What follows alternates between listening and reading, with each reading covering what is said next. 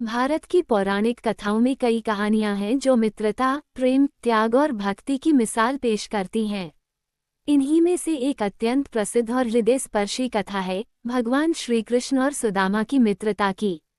ये कथा न केवल एक महान मित्रता की मिसाल है, बल्कि यह भी दर्शाती है कि सच्चा मित्र कभी भी अपने मित्र को उसकी स्थिति या धन के आधार पर नहीं आंकता। इस कहानी का उल्लेख मुख्यतः भागवत पुराण में मिलता है और यह कथा भारतीय संस्कृति और साहित्य में अनेक रूपों में प्रस्तुत की गई है। प्रस्तुत है कृष्ण और सुदामा की यह अमर कथा, जो आज भी इंसानियत, सच्चाई और आत्मीय संबंधों की प्रेरणा देती है। सुदामा और श्री कृष्ण की मित्रता की शुरुआत उनके बचपन में हुई थी। दोनों ने एक ही गुरुकुल में शिक्षा प्राप्त की थी।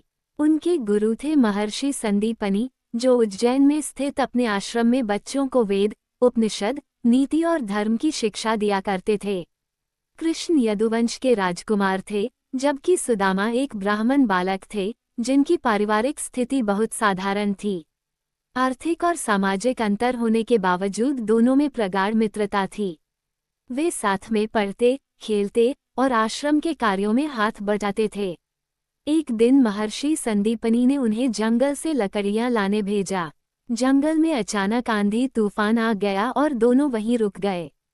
भूख से व्याकुल सुदामा ने चुपचाप अपने पास रखे चने खा लिए और कृष्ण से नहीं बांटे। ये बात कृष्ण को पता चल गई, लेकिन उन्होंने कुछ नहीं कहा। ये घटना सुदामा को जीवन भर याद रही और उन्हें इस बात का अपराधबोध होता रहा। गुरुकुल की शिक्षा पूरी होने के बाद दोनों मित्र अलग अलग रास्तों पर चल पड़े। श्री कृष्ण द्वारका लौटकर यदुवंश की बागडोर संभालते हुए एक महान राजा बने। उन्होंने कंस का वध किया, महाभारत युद्ध में पांडवों का साथ दिया और धर्म की स्थापना की। वहीं दूसरी ओर सुदामा गृहस्थ जीवन में प्रवेश कर एक निर्धन ब्राह्मण बन गए। वे अत्यंत विद्वान और धर्मपरायण थे, परंतु आर्थिक स्थिति बहुत दयनीय थी। वे भिक्षा पर जीवन यापन करते थे और उनकी पत्नी और बच्चों को कई बार भूखे पेट सोना पड़ता था।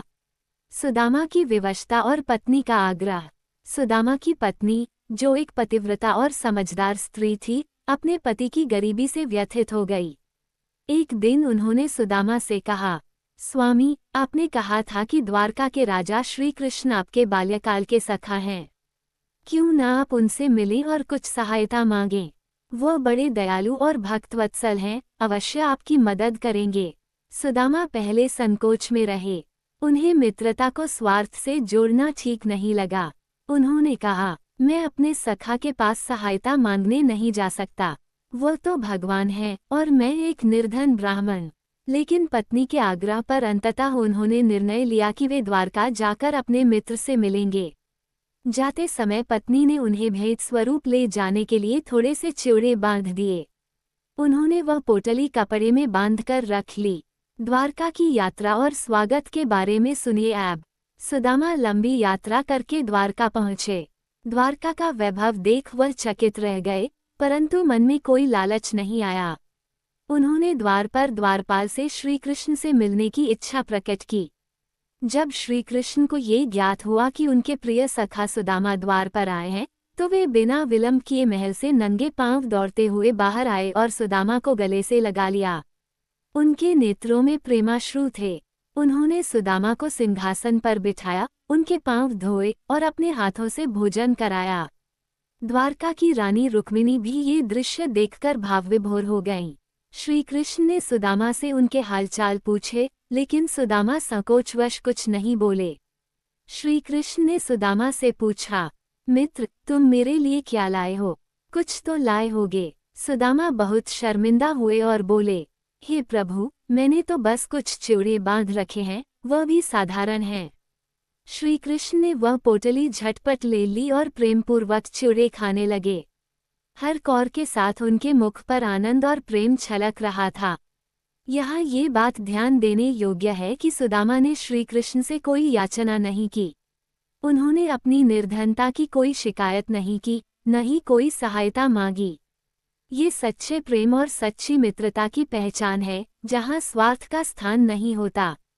सुदामा ने 3 दिन श्री कृष्ण के साथ बिताए और फिर विदा लेने लगे। श्री कृष्ण ने उन्हें अत्यंत प्रेम से विदा किया, परंतु कुछ विशेष नहीं कहा। सुदामा सोचते रहे कि उन्होंने न कुछ मांगा, न कृष्ण ने कुछ दिया, फिर इस यात्रा का क्या लाभ। लेकिन जब सुदामा अपने गांव पहुंचे तो उन्होंने देखा कि उनका टूटा फूटा घर एक सुंदर महल में बदल चुका था। उनकी पत्नी रत्नजटित वस्त्रों में थी, बच्चे हर्षोल्लास में दौड़ रहे थे और चारों ओर समृद्धि का वातावरण था। ये सब देखकर सुदामा समझ गए कि श्री कृष्ण ने बिना कहे, बिना जताए ही उनकी सारी इच्छाओं की पूर्ति कर दी। यह एक सच्चे मित्र और सच्चे भगवान की पहचान है, जो मांगने से पहले ही सब दे दे। कथा का संदेश है ये मेरे प्यारे सब्सक्राइबर्स, कृष्ण और सुदामा की यह कहानी केवल एक पौराणिक प्रसंग नहीं है, बल्कि यह एक जीवन दर्शन है। ये कहानी हमें सिखाती है 1. मित्रता का सच्चा अर्थ। सच्चे मित्र कभी एक दूसरे से स्वार्थ नहीं रखते।